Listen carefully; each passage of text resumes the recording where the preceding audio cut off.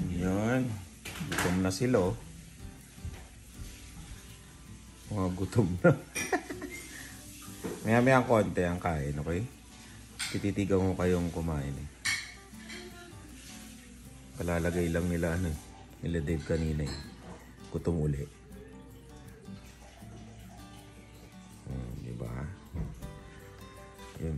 Kain kami ng brunch. Ngayon lang kami nagsitayuan. Ayan.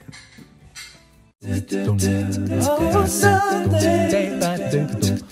Oh, Monday. Oh, Tuesday. Oh, Wednesday.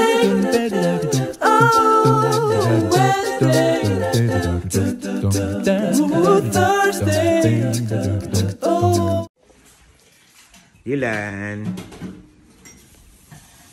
Yung mga tira kahapon.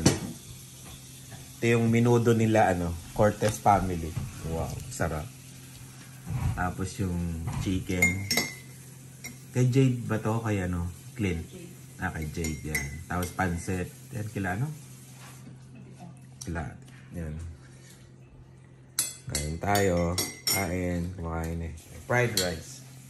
First day of work ko ngayon. Okay ba yung itsura ko, Dylan? Kasi malamig doon sa amin. Pinapractice ko na lagyan ng ulo ko. O, di ba? First day of work. Wow. Tinatamad ako. After 3 months. Pasok na sa trabaho. Ano dahil? Si Dylan. Pasok na sa trabaho. Baka malate pa. Advance yan, 15 minutes. Yun?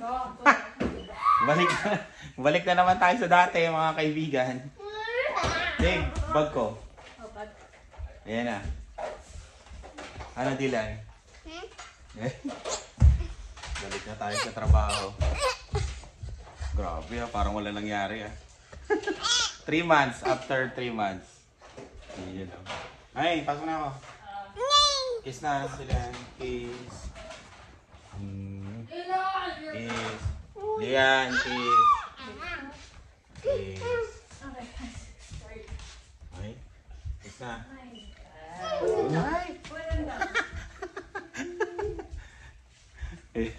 Pag pinawid ka. Pag nagtanong, who wants to go home?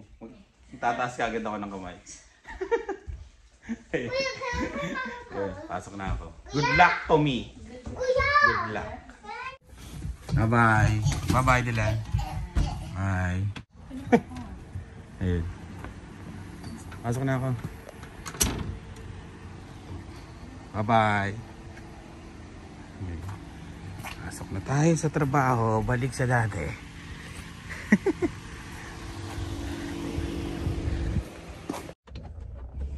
Let's go. Sama kayo. Parang papasok din kayo. First day nyo rin, first day. Pare-pares tayong first day. First day of work.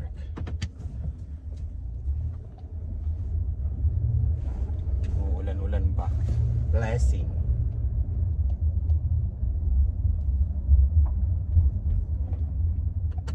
Tagal ko rin hindi ginawa to. Almost sakto 3 months. Ayan. Kasi operahan tayo sa mga hindi nakakaalam, sa mga bago sa vlog namin. Ayan. Na-operahan po ako ng appendicitis. Ayan. Sa appendix po.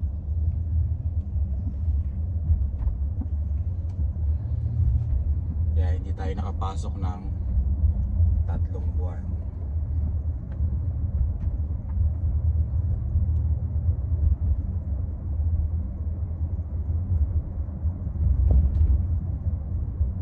Balik na naman tayo sa pagdadrive ng forklift. Pero may pinaplano ako ngayon. Hindi ko muna sasabihin, pero sana matupad.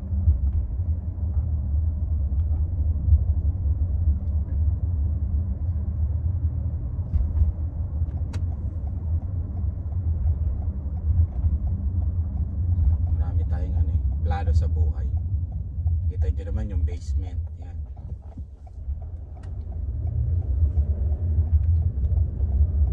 Kailangan makahanap ng yung talagang ang hirap kaya sa nagtatanong-tanong ako ano sa mga experience no. May mga nagpapaupa. Kailangan talaga makakita ka daw ng ano, mabait na renter. Lalo na sa amin ano, walang separate entrance yun. Ayan. Kaya talagang kailangan daw yung ano, yung mapapatira mo ay kilala mo. Tsaka kilala ka na rin. Parang gano'n. Vice versa. Eh kung walang makitang gano'n, hindi na lang namin papaupahan.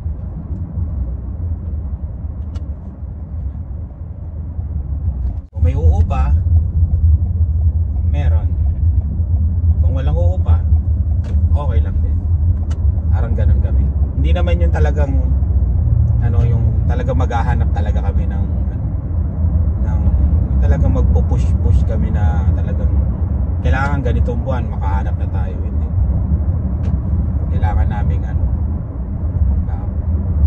ba to? Pag-isipan din kung sino yung uupa sa bahay.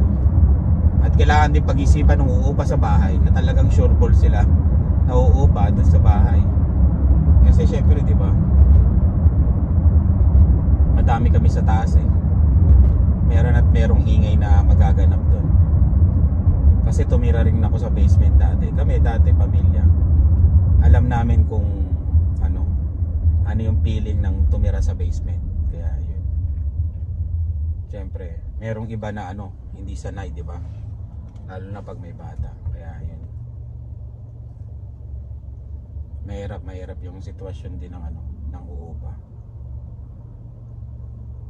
Kaya kung wala. Kung meron. Ganun lang.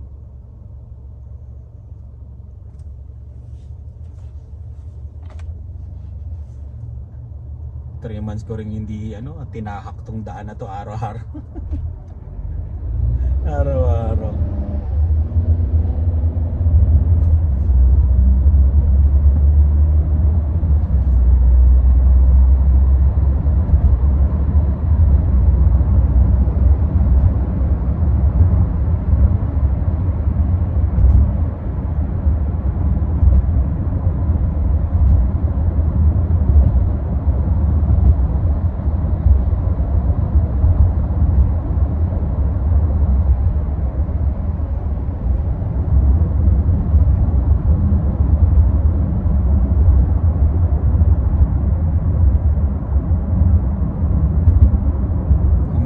Dito ano eh, wala siyang traffic,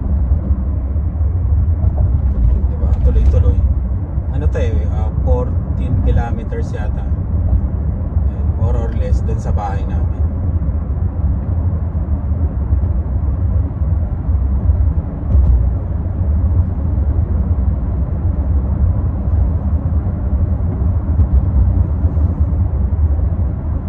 Kilometers, 14 minutes, parang gano'n, 14 minutes.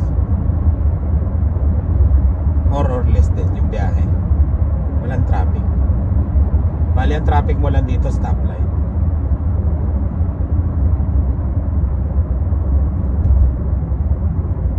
Nabasa ko pala yung ano, may mga nag-comment na rin, may mga nag-message na rin na uupa nga daw sa bahay. Yun. Hindi pa naman gawa eh, kaya hindi pa ako makapag-decide. Kung sino yung kukunin namin. Medyo marami na rin eh. May mga nagbibigay pa nga ng ano eh, ng ano, parang ano ba to? Resume nila para daw makilala sila. Yeah. Mga ano yun, nasa Pilipinas.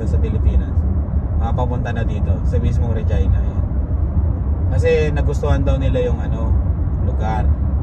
Gawa ng ano sila, malapit sa yun, sa grocery, sa Walmart, sa superstore. Kumbaga pwede kang makakita ng part-time. Maraming establishment doon sa amin eh. Tapos marami rin bagong tinatayo.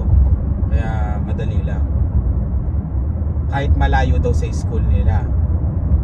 Yung mula school dito sa amin, parang 2 bus ang sakay. Kung sasakay ka ng bus, medyo malayo. Kaya sabi ko, pag-isipan nyo mabuti kung gusto nyo. Kasi struggle kayo, medyo malayo yung school, yung SAS Poly tsaka University of Regina. Pero ang kagandahan lang sa amin, kung magpa part-time sila, malapit lang din, pwede silang maglakad ganon kung kaya nila, wag lang winter storm, di ba? At makapag part-time katulad dun sa Teams, dun sa Burger King, A&W, ganon, Walmart, Superstore, marami dun sa amin eh. Ayan, pwede nilang lakarin.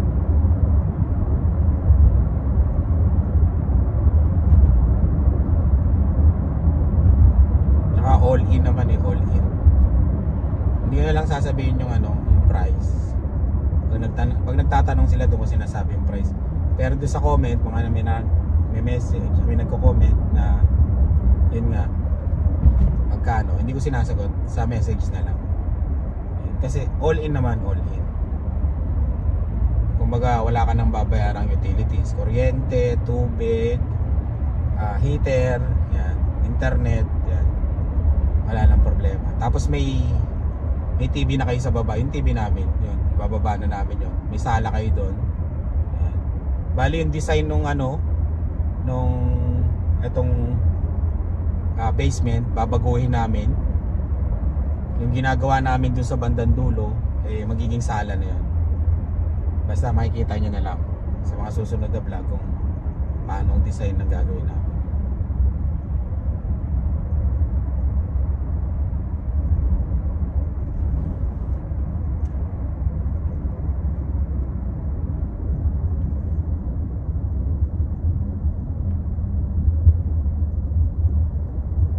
Kita nyo to, camper. Ito maganda talaga pang ano, pang road trip yan, no? Hindi ka na mag-hotel. Hindi ka na mag-hotel dyan eh.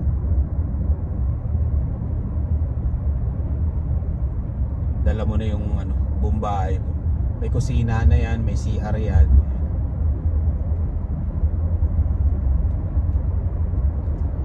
May dala nga silang bike yun sa likod. Yung iba, may hila-hila pang sasakyan. Kumbaga, meron silang, dala nila yung sasakyan nilang maliit. Kaya SUV, nakahila-hila dyan. Yan talaga ang maganda. Kasi wala ka ng problema mag-book ng hotel. Mag-book ka na lang ng ano, yung mga campground, gano'n. Yung trailer park ba yun? Parang gano'n. Pero yung iba, yung mga ibang nagro-road trip, ano yan eh, nagpa-park sila sa ano, sa Walmart. Tapos doon na sila nagsi-CR sa Walmart. Pero may CR naman yun.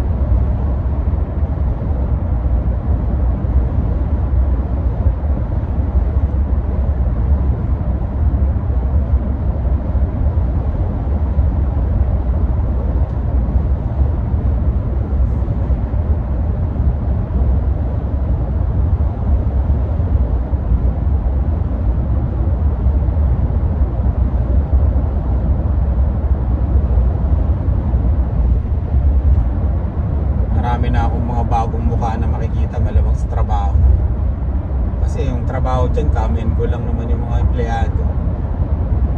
Kasi nga, mahirap yung trabaho. Pag umpisa ka dyan, sobrang hirap. Talagang sasabihin ko talaga sobrang hirap. Kasi naranasan ko, tapos yung mga bago rin eh. Sobrang hirap talaga. Pero, ga-adjust naman yung katawan mo. Kaya tiyagaan lang talaga yun. Yung iba, nakakahanap ng mas madaling trabaho. Kaya umaalis. Pero karamihan ngayon dito mga galing Pilipinas eh. Yung naalala nyo yung pinost ko na hiring yan. Lampas 80 niya asa, lampas 80 na silang dumating dito. Yung iba ka-ship ko ngayon. Ngayon ko sila makikita.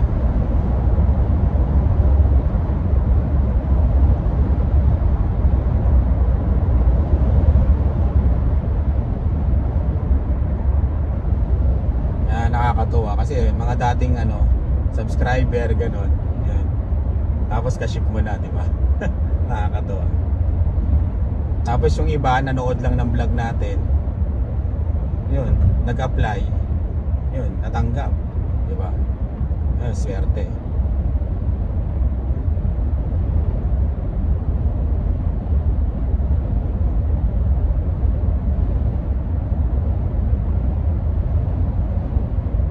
Napapansin nyo ganyan nag-uulan na kasi ano eh, malapit na ang fall.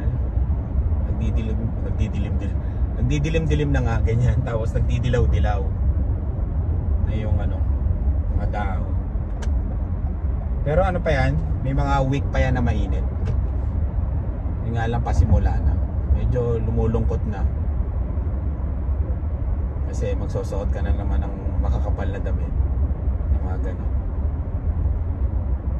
Yung lalabas ka na ano, ang dami mo na naman layer na damit na patong. Hindi katulad pag summer, kung ano suot mo sa bahay, pwede kang lumabas na ganun lang din.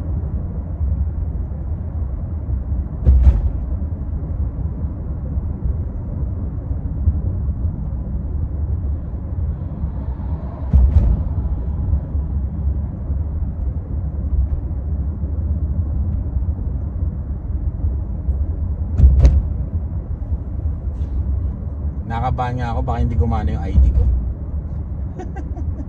Baka tinanggal ako sa system. Kasi nga alam, nakabakasyon ako. Baka hindi ako makapag-drive ng forklift kasi ginagamit din yung ID doon. Baka tinanggal din yung access ko. Ano kaya gagawin ko?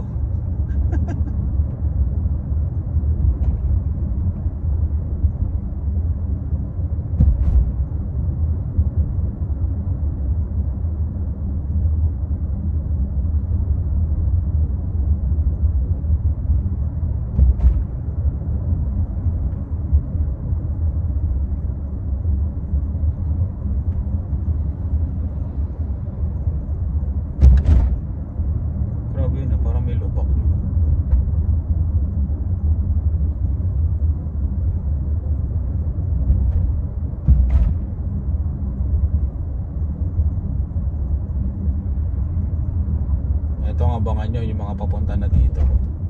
Yan o, yan. Yung mga ginagawa na yan, dalawa yan, dalawang malaking kumpanya yan. Lampas 500 din ang ano yan, empleyadong kailangan yan.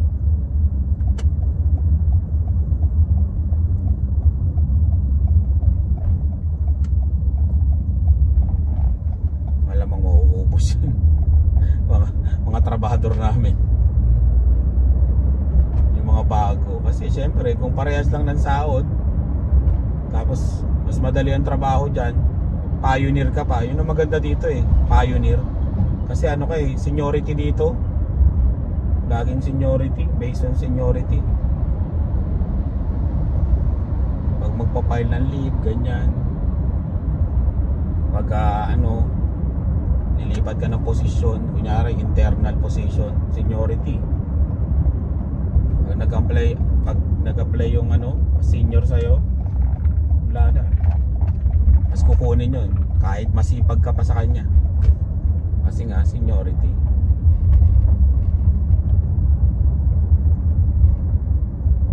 Dito walang sipag-sipag eh.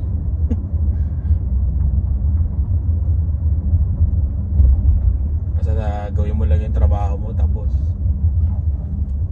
yung ano, bida-bida. Meron din naman, maraming bida-bida. Oh, wala na akong parkingan. Dami na kasi empleyado eh, no? Pag na-late ka ng konti, wala ka ng parkingan, no? Nakita ko niyan. Si pa baby. Yan, bro. Ano yan?